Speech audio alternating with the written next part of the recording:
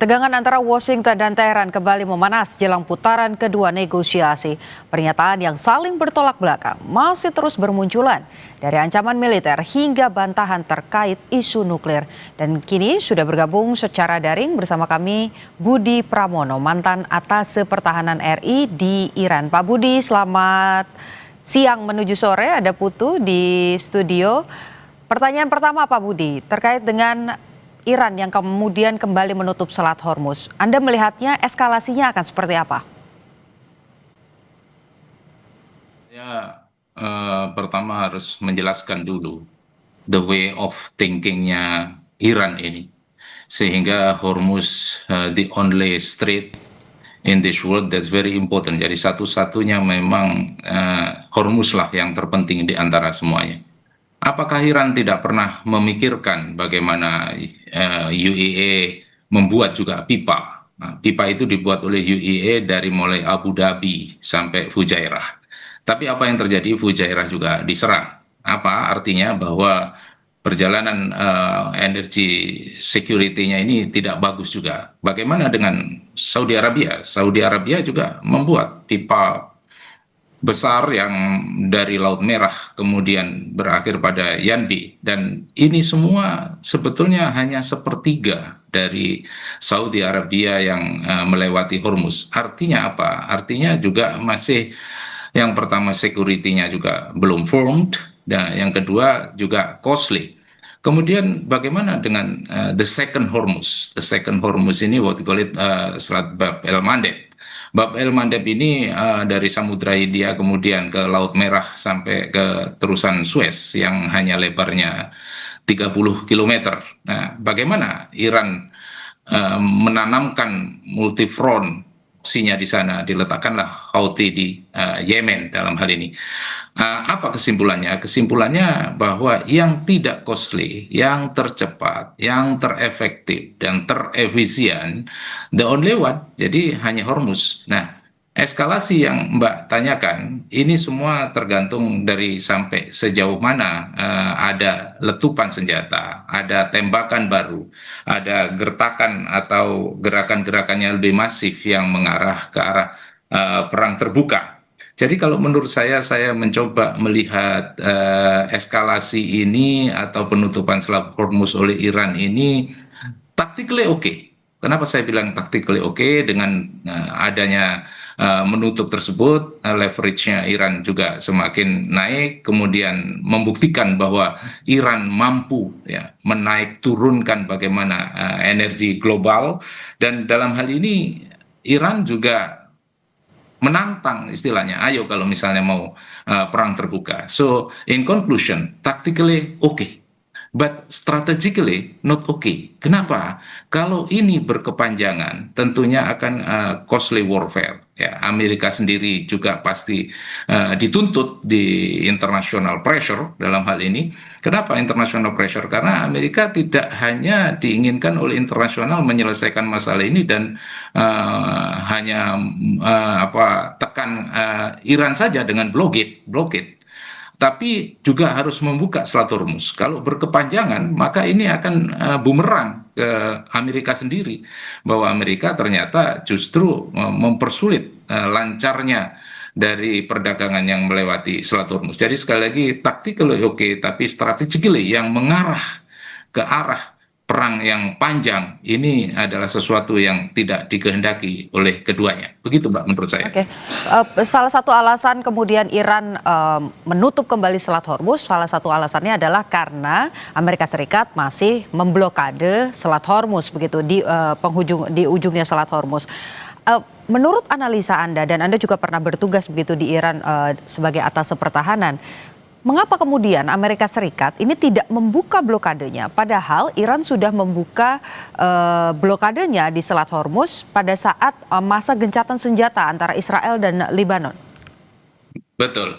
Trump sengaja masih melakukan apa yang Mbak sampaikan. Kenapa demikian? Karena Trump ini sadar dengan memblokade ini pada batasan tertentu dan pada tekanan tertentu yang tidak mengarah ke arah invasi besar. Karena bagi Trump, invasi besar ini very costly. Jadi sekali lagi Mbak, bahwa Amerika ini sangat tidak menginginkan perang besar. Karena kalau dia masuk dalam perang besar, maka dia akan masuk pada war attrition yang selalu saya sampaikan.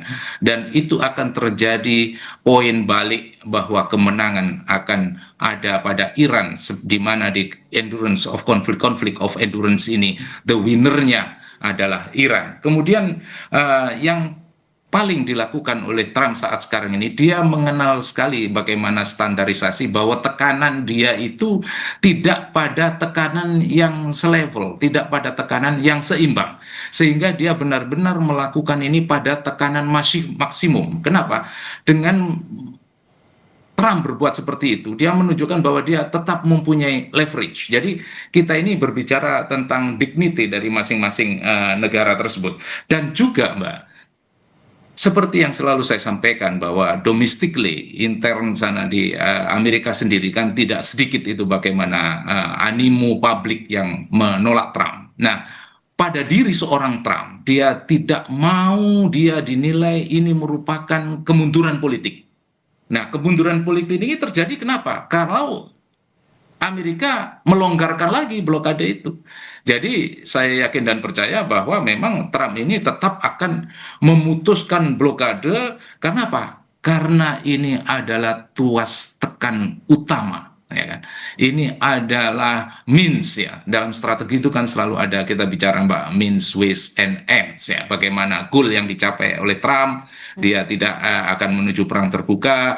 Ways-nya itu adalah, ini adalah ways-nya mau tidak mau harus dengan alat tekan ini. Kemudian dia juga mempunyai means-nya blokade terbatas seperti ini. Begitu Mbak, menurut saya. Oke, kalau bicara soal leverage, tadi leverage-nya Amerika Serikat dalam hal ini Donald Trump begitu naik, dignity-nya naik, tapi Selat Hormuznya jadi ditutup lagi. Apakah dari kacamata internasional tekanan bahwa kemudian mengakibatkan minyak jadi mahal lagi, ini justru strategi yang salah begitu dari Donald Trump dengan tetap memblokade Selat Hormuz?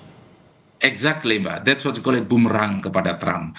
Jadi internationally, kalau misalnya ini diterus-teruskan, ini juga merupakan tuntutan internasional kepada Trump, bahwa kalau yang selama ini dijungguistikan bahwa world police, ya, bahwa Trump ini adalah polisi dunia, ternyata saat sekarang ini internasional bisa menilai bahwa tidak polisi dunia begitu amat. Kenapa? Karena dia tidak mampu memperjuangkan di mana 50 negara menginginkan agar Hormuz ini lancar, agar perdagangan lancar, agar energi global tidak mengalami penurunan yang drastis, di mana dibuktikan sama Iran bahwa dengan dibuka ditutupnya Hormuz, ini leverage-nya Iran adalah ini loh, saya mampu menurunkan dengan tajam bagaimana ekonomi global, dan sekaligus saya bisa memberikan light at the end of the tunnel, harapan bahwa apabila Hormuz ini saya buka. Nah, itu adalah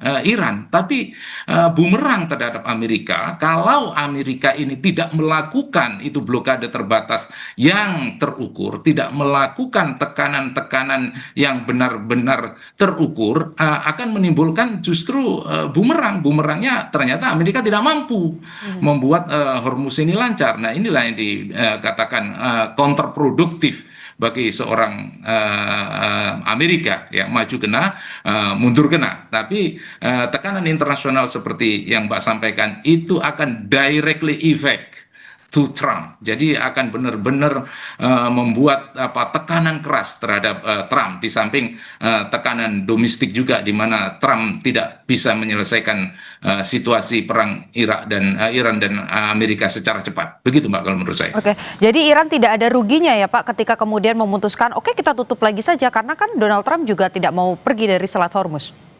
Exactly, tidak ada ruginya. Kenapa? Saya sampaikan dari awal, itu adalah leverage-nya dia.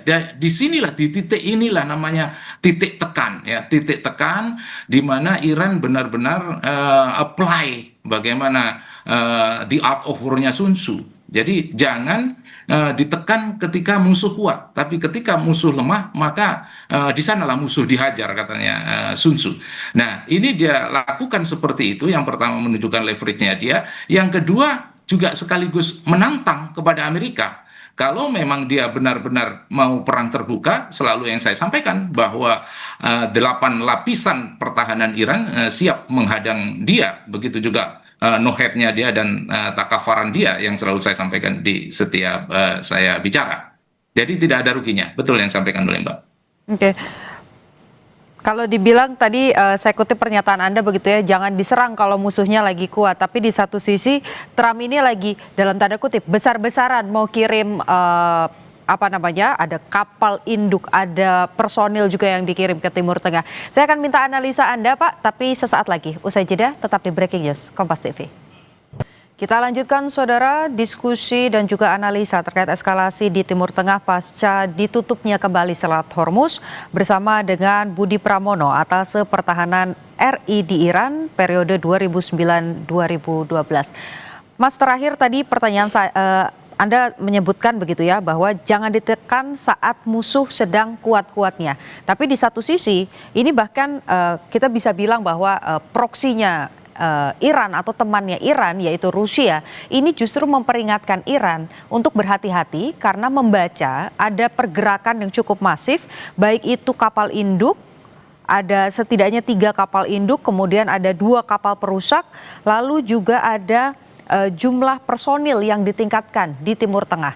Anda melihat ini sebagai sinyal bahwa negosiasi ini memang sudah deadlock, atau Anda melihat dari sisi yang lain?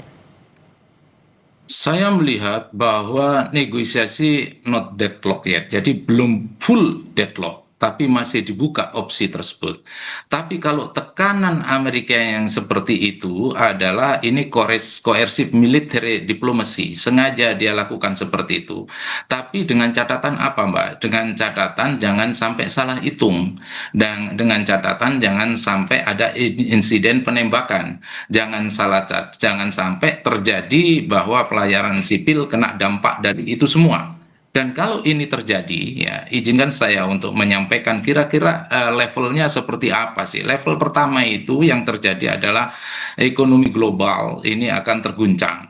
Setelah itu sesi berikutnya adalah bagaimana tekanan internasional. Kalau Amerika mampu membingkai bahwa ini adalah tekanan Iran in term of nuclear, sanksi dan multi frontnya Iran yang dalam hal ini 10 lawan 15, 10-nya Iran, 15-nya Amerika, that's okay.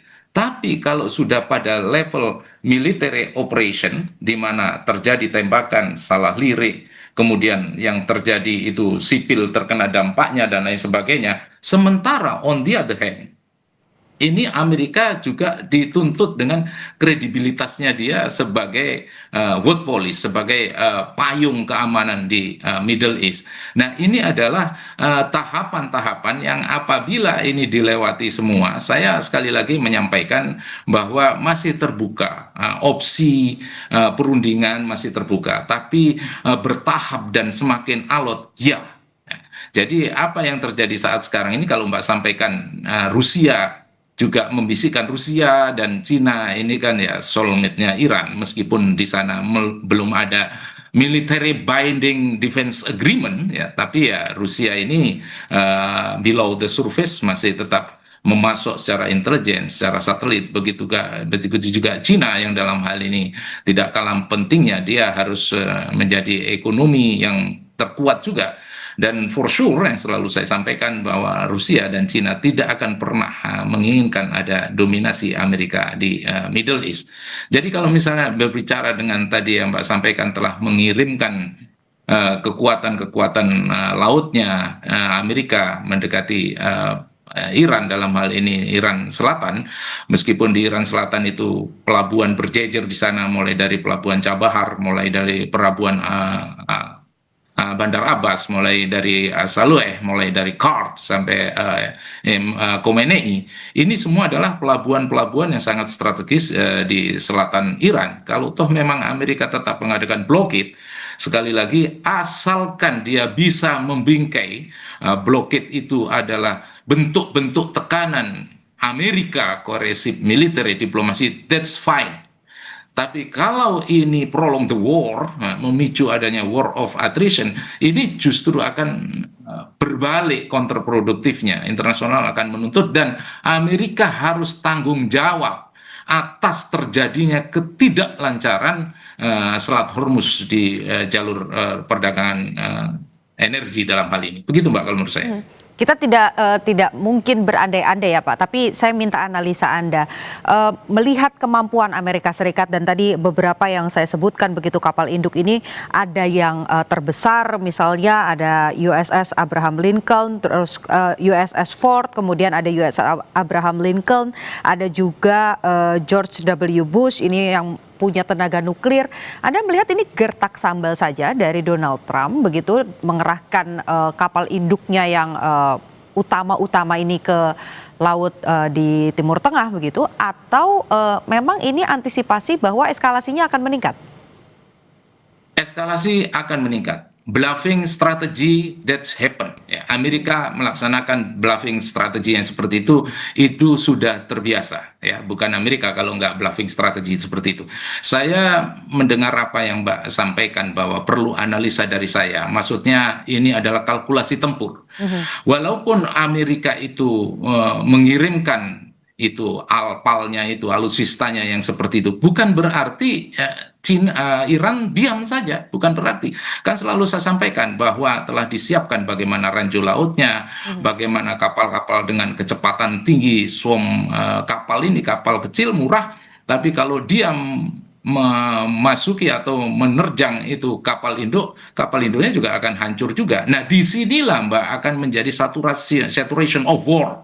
Saturation of war itu Amerika walaupun dengan kualitas tinggi, dengan high technology, dengan presisi tinggi, tapi ini swarm bootnya ya dari Iran ini juga secara kuantitas too much gitu lah. Nah, too much-nya inilah Mbak yang dinamakan saturation war, war of saturation, di mana musuh secara kuantitas lebih banyak meskipun kualitasnya rendah. Nah, dalam hal ini juga tidak bisa di-ignore. Ya, bisa jadi apa itu win-win solution dalam artinya kekuatan 50-50 atau ya, tadi kan sudah saya sampaikan dari awal bahwa hanya terjadi letupan kecil saja, hanya terjadi salah perhitungan saja, salah lirik saja di situ, maka ke depan yang namanya deadlock akan menjadi deadlock plus plus plus plus. Dan sekali lagi Mbak, Amerika, kalau memang Amerika itu dengan pertimbangan yang matang, kemudian mau menghabiskan Iran, ya seharusnya alat-alat yang dia kirim yang seperti Mbak sampaikan, analisa saya, sekalian saja hancurkan, ya, sekalian saja masuk ke dalam tubuhnya Iran, wilayahnya Iran. Tapi apa yang terjadi sampai sekarang kan hanya maju mundur, maju mundur. What that mean? It mean that not permanent blockade, but that's temporary blockade. Itu hanya blokade yang temporary, bagian daripada strategi Iran, bluffing strategi seperti itu. Oke, di satu sisi Iran bilang kalau terus-terusan ada kapal induk di Selat Hormuz, rudal ataupun juga senjata-senjata dari Iran ini siap menembakkan langsung. Anda melihat mana yang lebih mungkin? Iran menyerang terlebih dahulu kapal induk Amerika Serikat atau Amerika Serikat masuk ke tadi tubuhnya Iran? Mbak, maaf kalau saya agak quote sedikit ya, bahwa Iran ini selalu based to Al-Anfal 60 ya, wa'udillahum mastata'tum min quwwah. Artinya dia tidak akan menyerang, dia tidak akan preemptive strike. Dia hanya defense pasif sampai defense aktif, dan dia akan persiapkan semaksimal mungkin dengan serangan balasan semasif mungkin apabila dia didahului diserang. Nah, itu prinsip Iran spiritually.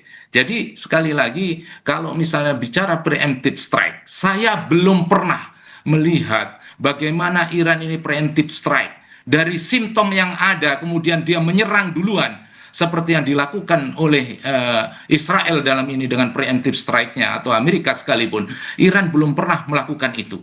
Tapi sekali lagi, sekali membuka ya, tembakan atau gerakan-gerakan letupan-letupan baru, maka sekali lagi dia kembali ke spiritualnya dia akan siapkan semaksimal mungkin dengan balasan yang mematikan. Kenapa demikian? Lihat biografi para pemimpinnya yang selalu bilang bahwa dia akan meninggal dan wafat dan tewas yang terakhir apabila Iran ini sudah hancur lebur sehancur-hancurnya. Itu Mbak menurut saya. Jadi dalam waktu dekat kalau ada kemudian pihak yang melakukan serangan, kemungkinan nanti zonanya akan seperti apa, Pak? Apakah nanti peperangannya akan ada di laut, di Selat Hormuz begitu, atau justru seperti yang digaungkan Trump beberapa hari yang lalu bahwa Amerika Serikat bisa juga memberikan pasukannya, mengirimkan pasukannya untuk kemudian perang darat? Exactly. Jadi dia memang sebelumnya sudah airstrike ya. Kalau airstrike, conventional airstrike, in this case ya Iran perhaps a little bit looser lah ya, dia dapat dikalahkan ya sekali lagi. Tapi kalau misalnya dia naval warfare, katakanlah dia akan serang pantai, selalu saya sampaikan bahwa dia juga punya takafaran yang itu adalah special force-nya marinirnya Iran yang akan menghalau dia. Kemudian kalau toh memang dia tetap masuk, Mbak nyampaikan bahwa akan ada serangan darat. Harus saya ulang lagi bahwa dia akan menghadapi yang namanya pasukan terdepan Linut Brigade-nya dia yaitu Nohet dan Takafaran. Dan kemudian gak cukup dengan itu, selalu akan dibarengi dengan Al-Fatehen, pasukan Al-Fatehen. Apabila ini terjadi terus-menerus, Mbak tadi menampaikan bagaimana serangan darat, maka dia akan menghadapi infanteri mekanis. Infanteri mekanisnya dia tidak main-main karena itu combine Artes and IRGC di bidang seluruh kendaraan lapis baja, tank, artileri medan, dan artileri pertahanan udara, dan termasuk penerbangan darat.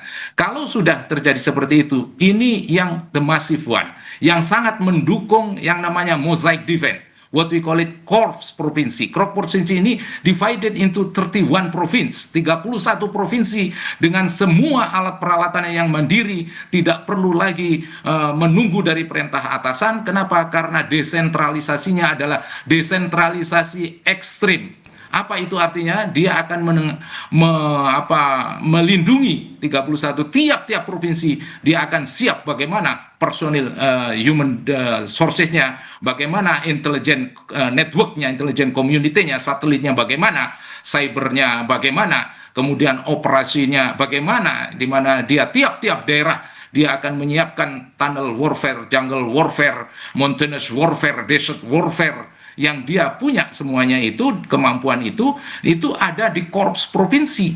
Korps provinsi akan di backup oleh batalion Imam Ali dan batalion Imam Hussein. Dan yang terakhir ini adalah veteran-veteran jagoan, memobilisasi seluruh veteran dari spillover-nya dari tadi yang mosaic defense seperti itu. Dan yang terakhir adalah human shield, seluruh masyarakat Iran mereka akan menjadi collective unconscious, jadi benar-benar secara kolektif kesadaran. Ya, kalau misalnya kita di sini banyak dijungkiskan tentang bela negara, maka di sana adalah konsep collective unconscious, jadi kesadaran yang kolektif dari seluruh rakyat Iran. 8 lapisan itu akan menunggu kapan Amerika akan memasukkan pasukan daratnya.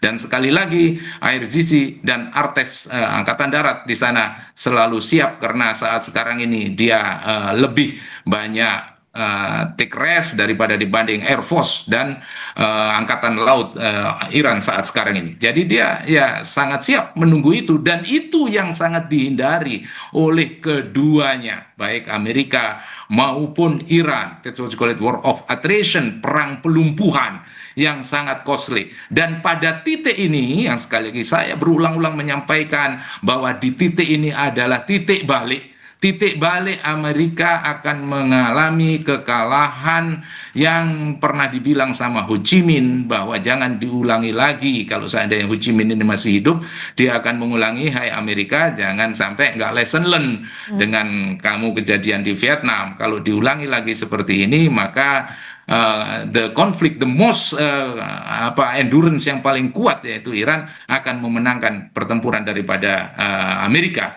Kenapa demikian? Memang ya vini vidi vici, kemenangan itu akan ditentukan pada saat terakhir siapa yang menancapkan bendera di negara tersebut bahwa dia memenangkan pertempuran, baik air strike, baik naval warfare maupun landmark atau perang total atau perang darat yang dia lakukan. Kira-kira menurut saya begitu, Mbak. Oke, singkat Pak. Jadi tidak ada bisa dibilang bahwa kans Amerika Serikat menang dalam perang darat itu bisa disebut mustahil kecuali melakukan luncurkan serangan udara begitu ya Pak ya?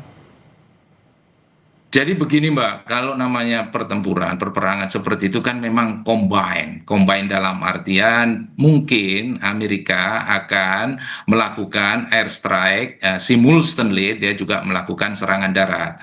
It doesn't mean, tidak berarti bahwa Iran tidak melakukan counter airstrike. Selalu saya sampaikan saat sekarang ini namanya Trump, dia masih bisa melihat Eagle 44 yang ditanam di bawahnya pegunungan Zagros di sana, dan mungkin pegunungan-pegunungan lain yang kita tidak tahu, yang dimana pegunungan tersebut tidak bisa ditembus oleh bom apapun juga karena memang solidnya batu yang ada di sana. Nah, ini adalah sebuah hanggar raksasa, di mana hanggar raksasa itu di sana ada depotnya, sekaligus ini adalah untuk pemenuhan logistiknya, lengkap dengan chain of command-nya dia, dan seluruh peralatan hanggar yang siap diluncurkan, siap meluncur, tapi tidak tahu itu dari mana luncuran tersebut.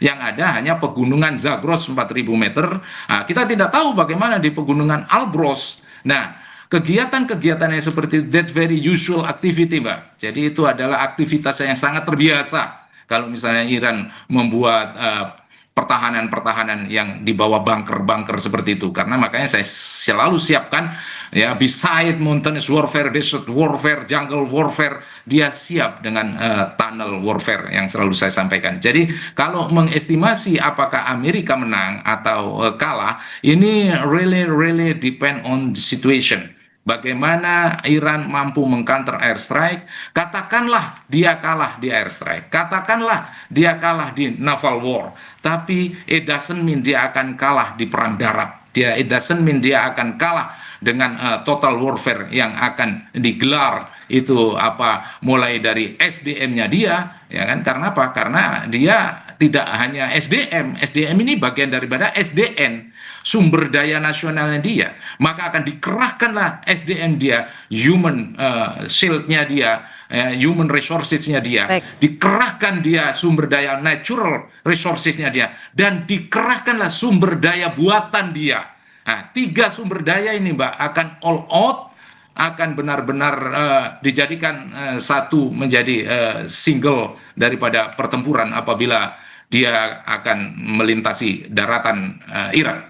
Oke, kita sudah sama-sama sering melihat begitu ya bagaimana perkembangan dorongan sipil di Amerika Serikat, bahwa banyak demo, banyak yang kemudian menentang Donald Trump, bilang Donald Trump otoriter dan minta perang ini segera berakhir, Amerika Serikat cabut begitu, meninggalkan perang di Timur Tengah, kemudian memperbaiki situasi ekonomi di dalam negeri. Pertanyaannya adalah yang banyak tidak kita ketahui dan mungkin juga Anda bisa bagikan kepada kami, kalau kondisi sipil di Iran sendiri beberapa waktu lalu sebelum adanya serangan Amerika Serikat kan sempat ada gelombang demo juga sebetulnya pada rezim yang pada saat itu berdiri. Dengan adanya situasi perang seperti ini, penutupan Selat Hormuz, beberapa daerah juga mendapatkan serangan dari Amerika Serikat ataupun juga dari Israel. Apakah dukungan terhadap rezim yang sekarang yaitu Mojtaba ini solid Iran? Mbak, tadi saya dari awal saya sampaikan that's what you call it collective unconsciousness. Jadi benar-benar itu adalah suatu kumpulan dari kesadaran yang benar-benar memang dari nenek moyangnya semua yang dari dulu-dulu cerita. Mbak kan tentunya tahu bagaimana budaya atau peradaban Iran, kalau misalnya bisa saya asumsikan saat sekarang ini, meskipun simultaneously dengan perkembangan modern warfare atau modern politik dan lain sebagainya, tapi itu semua masih membumi, Mbak. Down to the earth. Apa itu? Yaitu budaya-budayanya bangsa Galia. Bangsa Galia itu ya mirip-mirip bangsa Arya juga. Apa? Dia kalau memang dalam posisi tentram, dalam posisi diam, biasa Mbak konflik-konflik seperti itu. Karena di sana itu meskipun dia itu semuanya di dalam cover Republik Islam Iran, tapi di dalamnya itu juga banyak variasi, kesukuannya juga banyak dan lain sebagainya. Ini memicu untuk kritis, ini memicu untuk mereka ada yang pro, ada yang kontra. Tapi Mbak, Bangsa Galia itu adalah bangsa kalau dia dalam keadaan damai tiap hari itu parangnya saling mengacung ke mukanya. Jadi saling berperang. Every day just the war. Tapi ketika external threat datang ke kampungnya itu, dia directly parangnya mengarah ke arah musuh. Musuh melangkah keluar, kalah dari menyerang tadi ke dalam Galia tadi. Nah, dia balik lagi berperang tiap hari begitu aja kan. Apa filosofinya? The moral behind itu memang ada, Mbak. Jadi negara itu kan memang didirikan dengan ide-ide yang kritis untuk membangun. Kita ingat 79 bagaimana merubah dari monarki kemudian menjadi Republik Islam Iran dan lain sebagainya. Ini kan adalah bentuk dari kritisnya bangsa Iran. Dan kritis itu, Mbak, secara cepat mereka akan beralih united again ketika ada external threats. Mbak ngelihat bagaimana terakhir beberapa jam terakhir ketika mau diumumkan dan mau diserangnya Fars ya, PLTN yang dibuser dan lain sebagainya. 2 jam terakhir saya memonitor dari El Sinta kalau tidak salah, itu semuanya mereka pasang badang human shield. Kalau memang itu serangan itu mau berada, dia berantri-antri dia untuk ingin masuk surga. Makanya dia human shield berjajar di sana gitu. Tiap malam kerjaannya dia mendorong bagaimana agar Air Sisi dan Artes tetap semangat untuk membela Iran di fora internasional. Jadi sekali lagi collective consciousness ini adalah sesuatu yang sudah tertanam dari awal-awal, dari turun-temurun. Jadi kalau Mbak menanyakan bagaimana dengan Mujtaba saat sekarang ini, saya kira itu masih dukungan full terhadap Mujtaba yang kehilangan baik istri, anak, dan saudaranya. Yang ini semua diketahui oleh bagaimana rakyat Iran, bagaimana stereotype dari seorang leader dalam mengimplementasikan leadershipnya dalam memimpin Islam Iran ini. Itu yang dilakukan oleh Mujtaba. Oke, artinya dukungan di Iran ini juga bisa dikatakan ini solid. Pertanyaannya adalah soal negosiasi. Exactly. Pertanyaannya adalah soal negosiasi. Kemarin ada beberapa sebetulnya sederhana yang diminta Iran begitu ya, kompensasi, diizinkan untuk pencabutan embargo begitu mereka bisa mengembangkan nuklir, kemudian juga penghentian perang. Anda melihat nanti kalau memang bisa ada negosiasi lagi, apakah syarat-syarat dari Iran ini mungkin diterima oleh Amerika Serikat? Karena di negosiasi terakhir tidak ada kesepakatan yang kemudian ditemukan oleh kedua belah pihak yang berkonflik. Mbak, ketika kita berbicara intersection, irisan, ketika kita bicara negosiasi, ya, ini kan harus ada irisannya. Mana-mana yang bisa ditawar, ya, which point that's negotiable. Tapi kalau menurut saya, kalau memang itu menyentuh national interest, that's the most significant one, yang sesuatu yang sangat tidak bisa dinegosiasikan. Tapi pertanyaan Mbak membuka saya untuk menyampaikan mungkin kalau seandainya masih terbuka negosiasi, dan itu pastinya terbuka meskipun sangat sempit dan semakin sempit, maka dia akan melalui beberapa tahap. Tahap yang pertama yang dia akan lalui adalah deconfliction minimum. Jadi konflik-konflik yang ada akan mengalami penurunan, baik eskalasi tambahan, kemudian intensitas bagaimana Hormuz ini diserang, dan terutama adalah tidak adanya serangan yang sangat besar yang saya sampaikan tadi, percikan, salah lirik dan sebagainya, akhirnya menjadikan serangan besar. Dan deconfliction minimum ini akan diikuti dengan bargaining sementara, temporary. Ini kalau misalnya damai permanen, no way. Ya, jadi tidak mungkin. Tapi kalau temporary ini ada interim comprehensive interim MOU-nya, interim agreement-nya, that's perhaps happen. Kenapa demikian? Karena Iran ini dia mungkin akan membatasi, tentunya dia akan terukur bagaimana tadi pelayaran yang dia hadang, kemudian aktivitas nuklirnya yang sensitif mungkin bisa dia turunkan. Kalau kemarin itu 5 vs 20, ini kan belum ada jalan tengah antara 8 sampai 12 yang saya bilang intersection. Otherwise, if there is no intersection, there is no deal. Nah, US sendiri kan memang memberikan tekanan terus.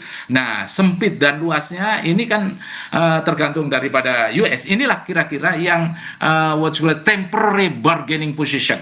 Nah, yang paling terakhir ya, yang paling terakhir setelah bargaining yang temporary, mau tidak mau kita larinya ke arah negotiable substansial. Jadi negosiasi yang substansial.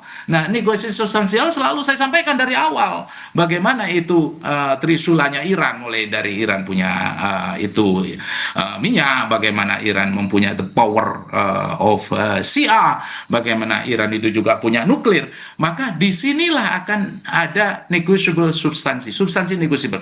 Sampai sejauh mana verifikasinya, sampai sejauh mana kemudian uranium ini mengalami irisan, apa yang diinginkan Amerika, apa yang diinginkan oleh Iran, apakah yang 60% dilanjutkan, apakah masih pada low ya kan enrichment ataukah high enrichment. Nah, Amerika itu kan selalu menghendaki kalau kita kayak gini kan lesionnya JCPOA ya kan? JCPOA kan di sana keinginannya Trump dengan MAGA dan American First-nya dia kan selalu menyampaikan bahwa JCPOA ini just a part of cancellation. Jadi cancellation maksudnya dia hanya menunda saja. Maunya Trump apa? Permanenkan agar Iran ini tidak ada lagi di sana pengayaan uranium. Nah, ini yang tidak ada intersectionnya. Makanya substansial negotiable ini akan membicarakan bagaimana uranium itu esensinya dari uranium pembicaraan seperti apa, kemudian verifikasinya sampai sejauh mana IAEA yang selama ini dia tidak ada akses untuk masuk, sampai sejauh mana nanti akses diberikan kepada dia sampai memuaskan yang namanya IAEA. Kemudian sanksi-sanksi yang ada, apakah Iran tidak tertekan? Tertekan, Pak. Kalau dengan sanksi-sanksi seperti itu kan ekonomi dalam negeri tentunya semakin tidak bagus, dan dia kan menghadapi agar longgarnya sanksi tersebut.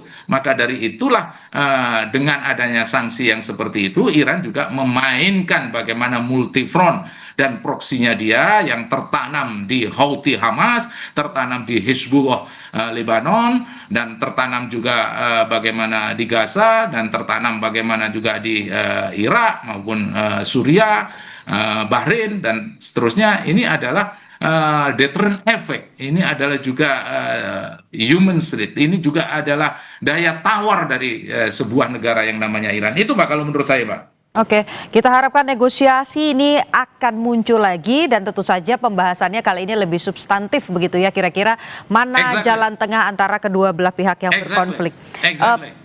Terima kasih waktunya Bapak Budi Pramono atas pertahanan RI di Iran periode 2009-2012 sudah bergabung bersama Breaking News Kompas TV. Kita harapkan tentu satu hal yang terbaik adalah adanya penghentian agresi, adanya penghentian serangan, jadi ada perdamaian di kedua belah pihak. Terima kasih. Betul. Sudah bergabung di Breaking News Kompas TV. Makasih Mbak.